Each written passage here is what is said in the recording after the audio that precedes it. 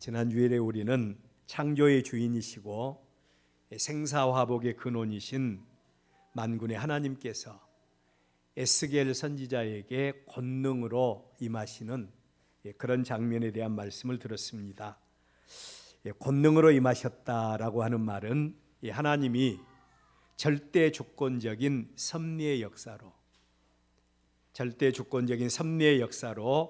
그의 백성들에게 나타나 주시는 그런 장면을 의미합니다. 권능으로 임하신 하나님을 만난 체험으로 에스겔 선지자에게 놀라운 역사가 일어나죠. 영의 눈이 열리는 역사가 일어납니다. 영의 눈이 열리게 됩니다. 그렇다면 하나님께서 이 에스겔 선지자에게 권능으로 하나님이 주권적으로 만나 주신 이유가 무엇이었을까요? 이 부분에 대한 분명한 이해가 필요합니다. 하나님도 우리에게 권능으로 역사해 주십니다. 그리고 또 우리에게 만나 주셔요. 우리를 만나 주신 이유가 뭔가를 우리는 알아야 합니다.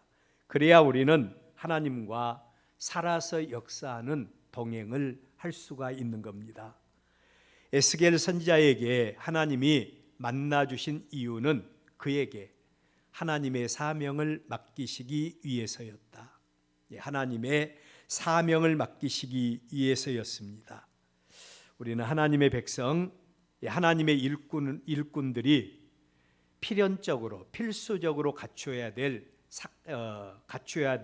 조건이 무엇인가에 대해서 우리는 알 수 있어야 됩니다. 하나님의 백성으로 하나님의 일꾼들이 필수적으로 갖춰야 될 첫 번째 조건은 반드시 우리는 하나님을 만난 체험을 가져야 합니다. 하나님을 만난 체험을 가져야 돼요. 두 번째로는 영의 눈이 열려야 합니다. 하나님의 거룩한 백성으로 능력 있는 삶을 살기 위해서, 또 하나님의 종으로서 사명 잘 감당하기 위해서 우리는 영의 눈이 반드시 열려야 되는 것입니다. 하나님에 대한 같은 믿음, 하나님에 대한 같은 지식을 가졌을지라도 영의 눈이 열려서 하나님과 동행하는 믿음이 있고요, 하나님은 알기는 압니다. 또 하나님을 향한 믿음을 갖기는 가졌는데 영의 눈이 열리지 않는 이런 믿음의 사람이 있을 수도 있어요. 자, 예를 들어 봅시다. 가데스 바네아에서 파송한 이스라엘 백성들의 12 정탐꾼들입니다.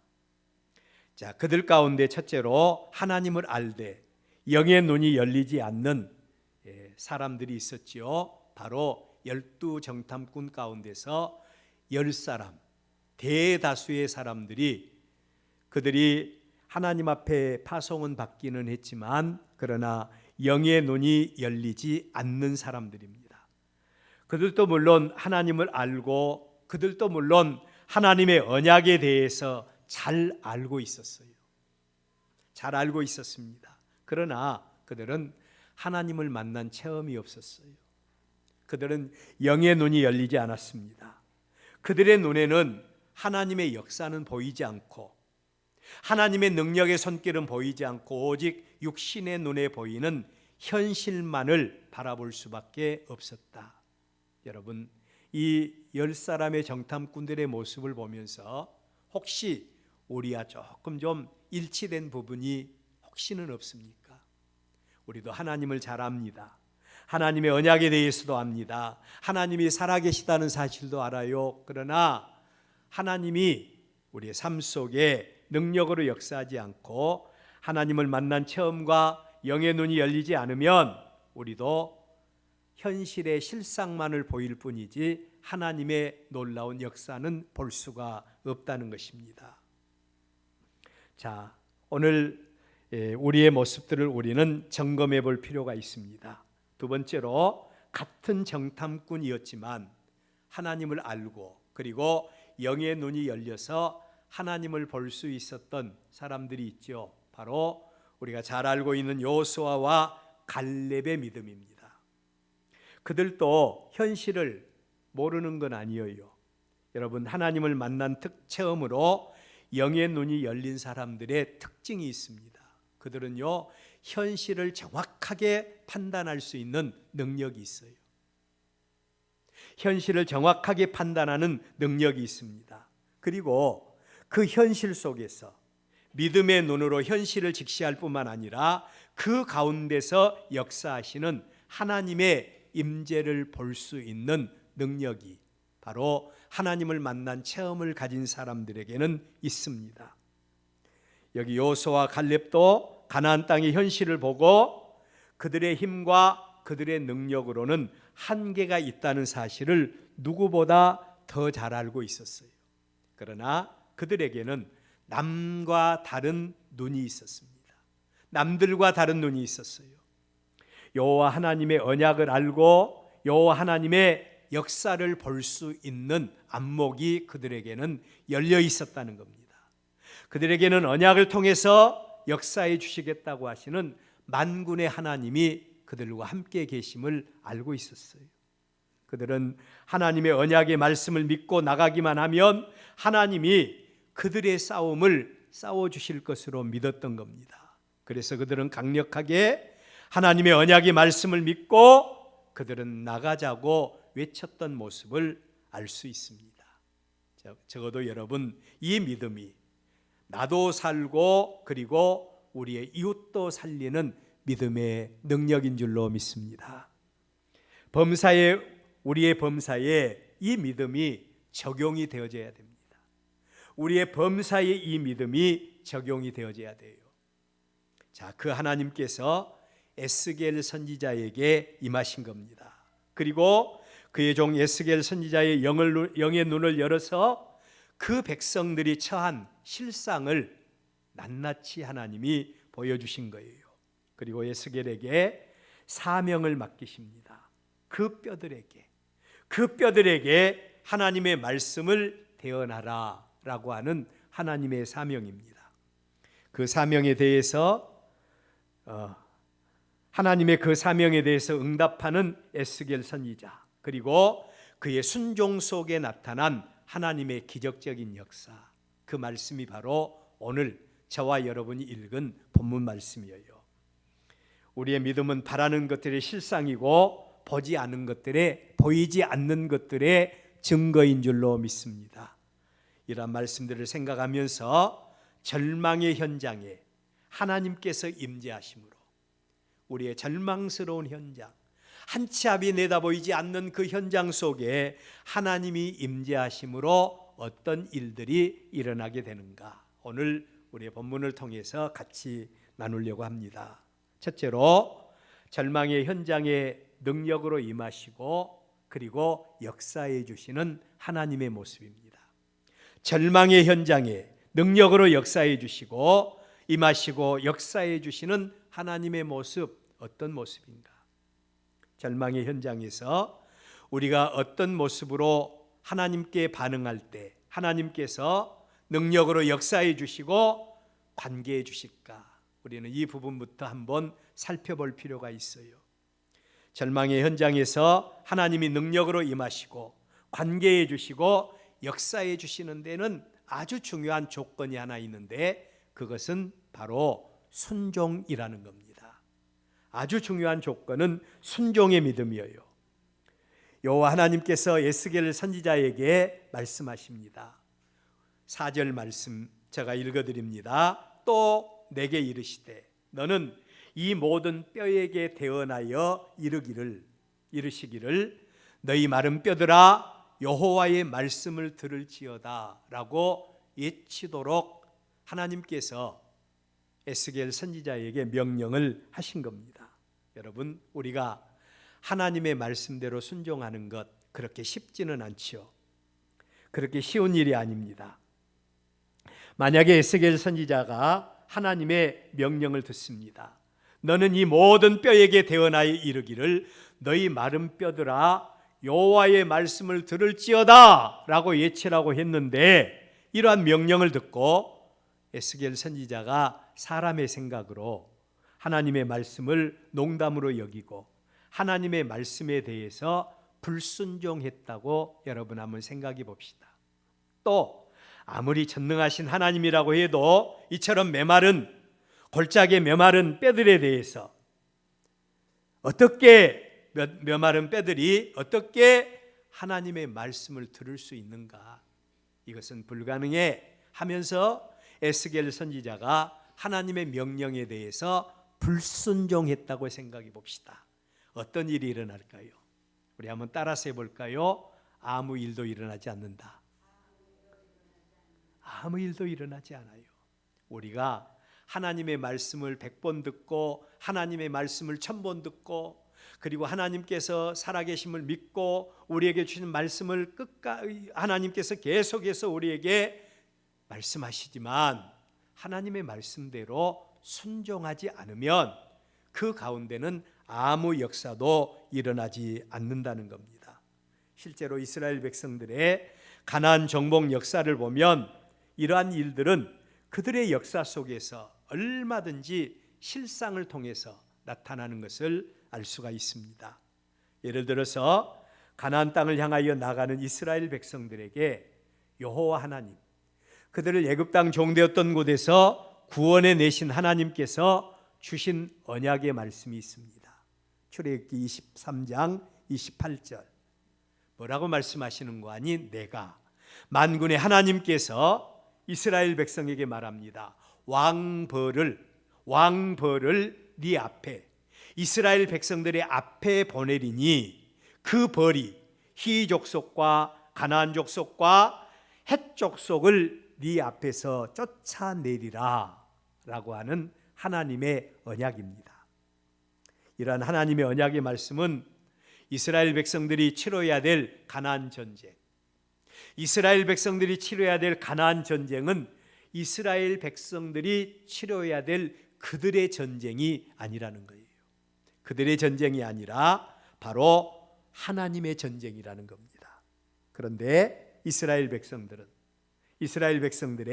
가나안 정복 전쟁을 보면 그 백성들이 하나님의 말씀을 믿고 하나님의 능력으로 전쟁을 수행하는 게 아니었어요.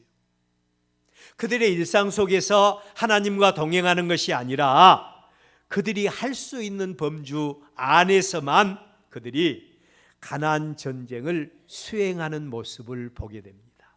그들이 할 수 있는 일, 우리의 신앙생활 어때요? 우리도 마찬가지죠.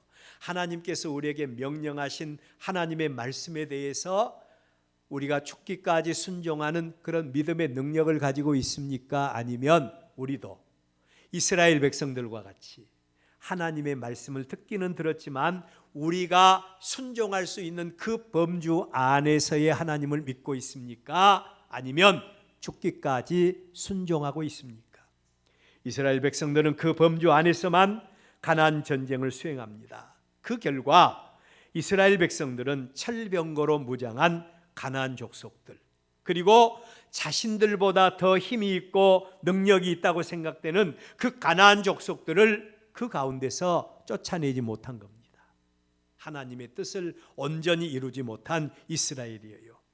하나님의 언약, 하나님의 축복의 열매는 반드시 하나님의 말씀을 듣고 그 말씀 안에서 순종하는 믿음 안에서만 그 열매로 나타난다는 사실 여러분들 믿으시기를 바랍니다. 오늘 우리의 본문의 에스겔 선지자입니다. 권능으로 임하신 하나님의 역사와 그리고 하나님의 환상을 본 다음에 하나님의 명령에 대해서 에스겔은 어떤 반응을 보입니까? 엉뚱한 말씀이지 않아요? 골짜기 가운데 널브러져 있는 수없이 많은 메마른 뼈다귀들을 바라보면서 소망이 없네, 희망도 없네, 그런 상황 속에서 하나님께서 에스겔 선지자에게 말씀하는 겁니다. 에스겔아, 이 많은 뼈들을 향하여 명령하라는 것입니다.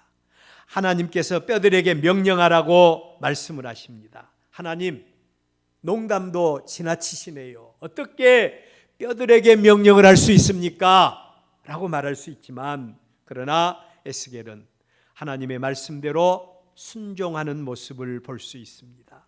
뼈들에게 하나님의 명령대로 말씀대로 순종함으로 그 순종 속에서 나타나는 놀라운 기적의 역사를 에스겔은 체험하게 됩니다. 뼈들에게 명령하라고 해서 명령을 했더니 어떤 역사가 일어납니까? 골짜기 안에 널브러져 있던, 흩어져 있던 뼈들이 하나하나 그 뼈들이 모여서 조각이 맞춰지기 시작합니다. 연결되기 시작합니다.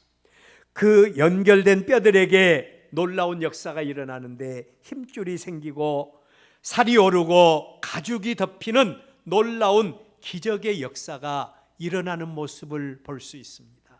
말씀대로 순종했더니 나머지는 누가 책임져 주십니까? 하나님이 책임져 주시는 모습입니다. 하나님은 근거 없이 우리에게 말씀하지 않으세요. 하나님은 까닭 없이 우리에게 말씀하시지 않습니다. 하나님은 내가 너희들의 하나님이 되어주겠다, 내가 너희들에게 관계해 주겠다, 내가 너희들에게 복 주겠다고 하시면서 우리에게 하나님의 음성을 들려주신 줄로 믿습니다. 순종하는 저와 여러분이 되어져야 됩니다. 그곳에 하나님의 기적의 역사가 일어납니다. 여기 에스겔이 순종했더니 뼈들이 연결되어지고 힘줄이 생기고 살이 오르고 가죽이 덮이는 기적의 역사가 일어나게 됩니다. 그것으로 끝난 것이 아니었죠. 9절 말씀을 보면 또 내게 이르시되 인자야 너는 생기를 향하여 대언해라. 생기를 향하여. 아직은 모든 뼈다귀들이 모여서 사람의 모습을 이루기는 했지만 그러나 이 사람들이 아직도 생명이 없는 겁니다. 하나님이 에스겔 선지자에게 말하기를 생기를 향하여 대언하라는 것입니다. 생기에게 대언하여 이르기를 주 여호와께서 이같이 말씀하시기를 생기야 사방에서부터 와서 이 죽음을 당한 자에게 붙어서 살아나게 하라 하셨더라. 여러분, 선지자 에스겔은 이러한 하나님의 말씀에 대해서도 부정적인 생각 갖지 아니하시고 끝까지 순종하는 모습을 볼 수가 있습니다. 그랬더니 나타나는 현상이 있죠. 죽은 자가 살아나고 그들이 일어나서 극히 큰 군대를 이루게 되었다고 말씀을 하고 있습니다. 여러분, 우리도 에스겔 선지자의 믿음과 에스겔 선지자의 순종을 보면서 우리의 믿음을 점검해야 될 시점입니다. 우리의 믿음을 점검해야 돼요. 저희 아버지, 저희 어머니가 연세가 많으세요. 항상 저희 마음속에는 믿음의 확신이 있고 이제는 연세가 많으시니까 하나님 나라 가실 준비를 해야 되겠다, 그런 생각을 많이 하게 돼요. 그래서 늘 기도하면서도 물론 직분적으로 볼 때는 안수 집사님이고 권사님이셔요. 그렇지만 믿음의 확신 가운데 거해야 되겠다, 그런 생각을 갖고 믿음을 늘 점검시켜 드리는 그럴 때가 많이 있습니다. 여러분, 우리의 믿음도 점검해야 됩니다.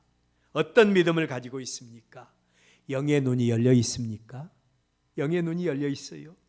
영의 귀가 열려서 하나님의 말씀을 듣는 믿음, 하나님의 말씀에 의지해서 사람의 논리를 초월해서 형편과 처지 환경을 초월해서 하나님의 말씀대로 순종하는 믿음을 가지고 있는가? 절망의 현장 가운데서 만군의 하나님께서, 우리의 삶의 현장 속에서 만군의 하나님께서 능력으로 임하시고 역사해 주시는 그 은혜의 주인공, 우리 모두가 될 수 있기를 주의 이름으로 축원합니다. 우리 하나님은 골짜기의 마른 뼈다귀들이 살아서 사람이 되시고 그리고 또 살아서 하나님의 군대를 이루게 하는 능력의 하나님, 창조의 하나님, 생사화복의 근원이신 하나님이신 줄로 믿으시기를 바랍니다. 그 하나님께서 우리의 삶의 현장에, 우리의 모든 절망의 현장에 우리 가운데 임하시고 역사하시기를 원하십니다. 두 번째로, 절망의 현장에 생명의 하나님께서 역사해 주심으로 나타나는 현상입니다. 하나님이 역사해 주심으로 어떤 일들이 일어나게 되었는가? 우리 한번 따라서 해볼까요? 절망이 변하여 생명이 되고 능력이 되었다. 할렐루야. 하나님께서 절망의 현장입니다. 우리의 삶의 현장이 어때요? 낙심이 되고 좌절도 되고 염려도 되고 그리고 또한 한치 앞이 내다보이지 않습니까? 그 현장에 하나님이 임하시면 절망이 변하여 생명이 되고 능력이 될 줄로 믿습니다. 영의 눈으로 바라본 이스라엘 백성들의 모습은 참으로 절망적이었어요. 그들이 하나님의 명령에 불순종하여 하나님의 영광에서 떠남으로 하나님의 징계와 하나님의 심판으로 인해서 멸망을 당했던 그 자리, 하나님의 징계와 심판에 의해서 이방의 포로가 되어서 잡혀갔던 그 자리, 슬픔과 탄식과 눈물의 골짜기였던 그 자리에 만군의 하나님께서 에스겔 선지자에게 임하신 겁니다. 그리고 에스겔 선지자에게 하나님의 능력으로 열린 영의 눈으로 그 백성을 바라보게 하신 거예요. 열린 눈으로 그 백성들을 바라볼 때 참으로 소망이 없는 모습이었습니다. 영원히 희망도 없고 멸망당하는 그 모습이었어요. 메마른 뼈다귀들로 가득 찬 모습입니다. 그러한 그들에게 무슨 희망과 무슨 생명과 무슨 능력을 기대할 수 있겠습니까? 그런데 그 자리에 창조의 주인이신, 생명의 주인이신 만군의 하나님, 이스라엘 백성들의 구원자이신 하나님께서 그들의 의지와 그들의 형편과 그들의 환경과는 전혀 상관없이 그들 가운데 권능으로 임하신 겁니다. 권능으로 임하셨어요. 이것을 가리켜서 우리는 은혜라고 표현을 해요.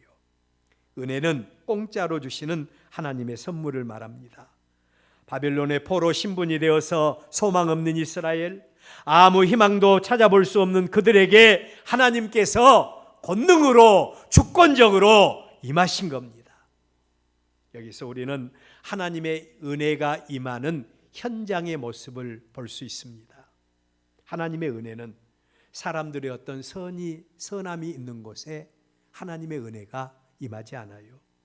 사람들의 어떤 의가 있는 곳, 사람의 어떤 행위의 능력이 있는 곳, 또 사람들에게 어떤 의지처가 있는 곳, 이런 곳에 하나님의 은혜가 임하지 않습니다. 말 그대로 절망의 현장, 말 그대로 낙담의 현장에 은혜의 하나님, 사랑의 하나님께서 주권적으로 임하신 줄로 믿습니다. 이런 하나님의 은혜를 알고 이런 하나님의 은혜를 받은 자가 바로 그 입술과 그 삶 속에서 감사가 나올 수가 있고요, 찬양과 헌신과 섬김과 순종이 나올 수가 있는 겁니다. 그렇습니다. 하나님, 절망의 현장에서 어떤 희망도 없고 낙담과 좌절밖에 없는 그런 현장 가운데서 하나님이 권능으로 임하셨고 하나님이 하나님 되어주시는 놀라운 역사와 그 은혜로 말미암아 거듭나게 되고 그 은혜로 말미암아 소생함을 받고 그 은혜로 말미암아 살게 된 우리라고 믿으면, 이 믿음이 우리에게 있을 때 우리의 삶 속에서 감사가 나올 수밖에 없지요. 찬양과 경배와 섬김과 헌신이 나올 수밖에 없는 겁니다. 여러분, 하나님께서 주권적인 역사로 권능으로 임하신 현장에 어떤 일들이 일어났습니까? 골짜기에 가득한 뼈들이, 어떤 희망도 소망도 없던 뼈들이 하나님의 주권적인 역사로 큰 군대로 변화되는 역사가 일어납니다. 하나님만이 이룰 수 있는 능력입니다. 세상에 어떤 신이 이런 능력, 세상에 어떤 신이 이런 역사를 행할 수 있을까요? 열왕기상 18장 33절 이하의 말씀을 보면 아수르 왕 사네립의 군대 장관인 랍사게가 이스라엘 유다 백성들을 향해서 외치는 말을 들을 수가 있습니다. 뭐라고 말하는 거 아니? 민족의 신들 중에 어느 한 신이, 이 땅에 많은 민족들이 있고 그 민족들이 그들의 깃발로 삼는 많은 신들이 있는데 그 민족들의 신들 가운데 어느 한 신이 그 땅을 아수르 왕의 손에서 건진 자가 있느냐? 어떤 신들도 아수르 왕의 손에서 그 백성들을 건진 신이 없다. 너희 하나님 여호와도 세상의 신들과 똑같다. 그러면서 하나님을 대적하는 이 아수르 왕과 랍사게의 말을 들을 수가 있습니다. 여러분, 만군의 하나님 앞에 도전하는 그런 모습인데 이들에 대해서 이스라엘의 하나님, 유다의 하나님은 어떻게 역사를 하십니까? 하나님께서 죽은 신이기 때문에 이런 말을 듣고도 잠잠하시고 어떤 역사도 행하지 않는 그런 하나님이셨는가? 아닙니다. 하나님께서 그들 가운데 반응하시는데 한밤에 하나님께서 죽음의 사자를 아수르 군대가 자랑하는 세계 최강의 군대인 아수르 군대 정예부대 18만 5천 명이나 되는 많은 군대에게 죽음의 사자를 보내십니다. 그리고 하루 저녁에 모든 18만 5천이나 되는 많은 아수르의 군대가 한꺼번에 다 죽임을 당하는 이런 역사를 행하십니다. 누가 하나님을 대적할 수 있겠습니까? 우리 하나님은 살아계십니다. 만군의 하나님이 역사하시면 절망이 변하여 희망이 되고 죽음이 변하여 생명이 되는 줄로 믿으시기를 바랍니다. 오늘 우리의 본문에 만군의 하나님께서 절망의 현장에 임하시니 뼈다귀가 변하여 하나님의 군대가 됩니다. 절망의 현장에서 하나님 만날 수 있기를 바랍니다. 하나님의 능력을 통해서 하나님의 놀라운 구원의 역사가 우리 한 사람 한 사람에게 임할 수 있기를 바랍니다. 마지막으로 만군의 하나님께서 절망의 현장에 권능으로 나타내 주시는 또 하나의 이유를 우리는 발견해야 됩니다. 그 이유가 뭡니까? 그 이유는 그 백성들을 절망의 현장 가운데서 구원해 주셔서 하나님을 더 구체적으로 알게 하기 위해서라는 겁니다. 하나님을 더 구체적으로 알려주기 위해서 하나님이 절망의 현장에 나타나 주셨다는 거예요. 이 사실을 깊이 체험했던 시편 기자의 고백이 있습니다. 시편 119편 71절 제가 말씀을 드립니다. 고난당한 것이 내게 유익이라. 우리 모두는 다 고난당하기 싫지 않아요? 고난을 좋아할 사람은 아무도 없지요. 그런데 이 시인이 고백하기를 고난당한 것이 내게 유익이라 이로 말미암아 내가 주의 율례들을 배우게 되었나이다. 주의 율례들을 배우게 되었다는 겁니다. 67절 말씀을 통해서는 고난당하기 전에는 내가 그릇 행하였더니, 고난당하기 전 모든 일들이 형통하고 모든 일들이 평화롭고 잘 될 때는 내가 내 마음대로 행하였다는 겁니다. 그릇 행하였더니 고난을 통해서 이제는 내가 주의 말씀을 지키나이다. 고난을 통해서 하나님을 구체적으로 만났고 그리고 하나님을 더 구체적으로 섬기게 되었다고 고백하는 내용입니다.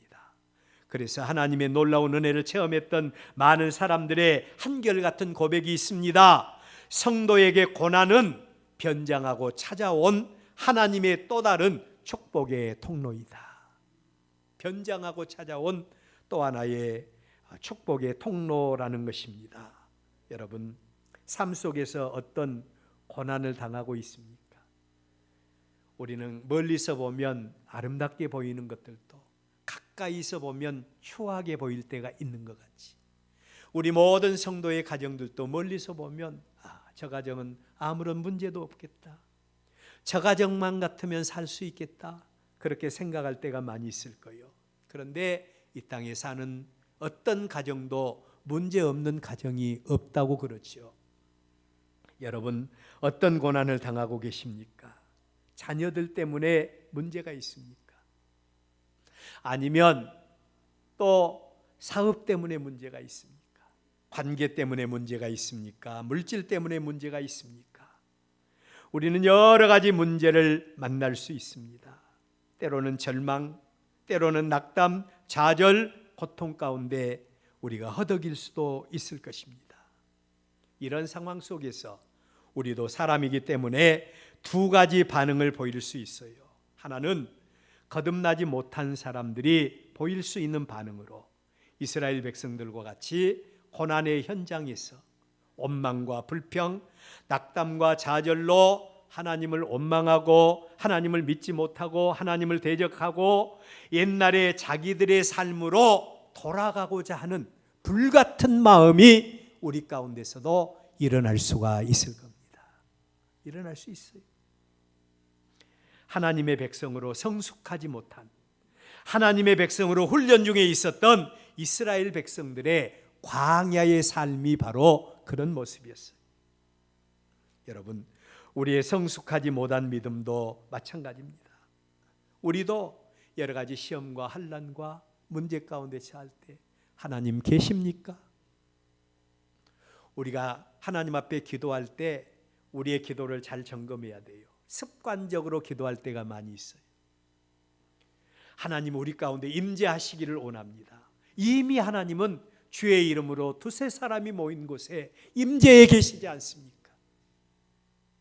그럼에도 불구하고 우리는 습관적으로 그렇게 기도할 때가 많이 있죠.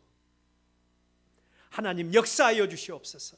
하나님은 우리의 삶 속에서 나보다 더 먼저 우리의 형편과 처지하시고 역사하고 계시지 않아요. 그런데도 불구하고 우리는 역사해 달라고. 하나님이 살아계시고 우리의 중심을 보시고 계시는데도 하나님 계십니까?